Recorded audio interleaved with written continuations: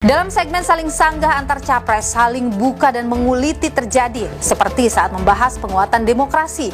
Jawaban Anies Baswedan yang menyebut indeks demokrasi turun dan minimnya oposisi dijawab Prabowo Subianto.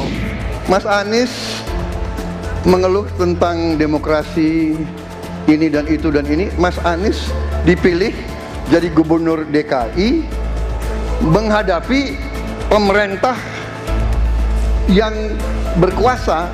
Saya yang mengusung Bapak.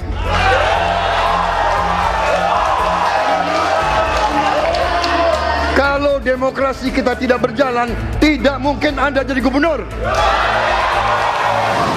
Hal serupa juga terjadi kala pembahasan HAM.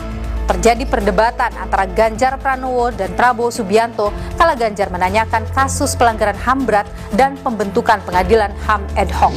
Dan masalah ini ditangani justru oleh wakil presiden Anda. Ya.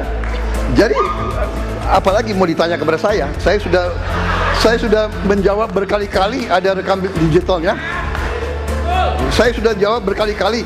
Tiap 5 tahun kalau polling saya naik, ditanya lagi soal itu. Prabowo ini punya ketegasan yang luar biasa. Luar biasa. Tapi sayang pada dua jawaban ini sama sekali tidak punya ketegasan itu. Loh, kok dibilang saya tidak tegas? Saya tegas akan menegakkan hak asasi manusia. Masalah yang Bapak tanyakan agak tendensius. Itu tendensius, Pak Ganjar, ya. Itu tendensius. Dan wakil Bapak yang mengurus ini selama ini. Jadi kalau memang keputusannya mengadakan pengadilan HAM, ya kita adakan pengadilan HAM. Nggak ada masalah.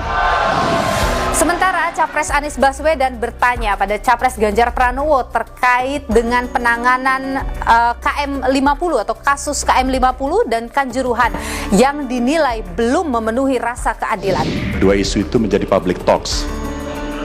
Kanjuruhan, kita bisa bertemu dengan para pencari fakta, kita bisa melindungi korban, kita bisa membereskan urusan mereka dari sisi keadilan korban, termasuk di kilometer 50. Jawabannya kurang komprehensif karena masalahnya lebih kompleks dari itu, Pak Ganjar. Soal komprehensi atau tidak komprehensif terkait dengan itu selera dan subjektif.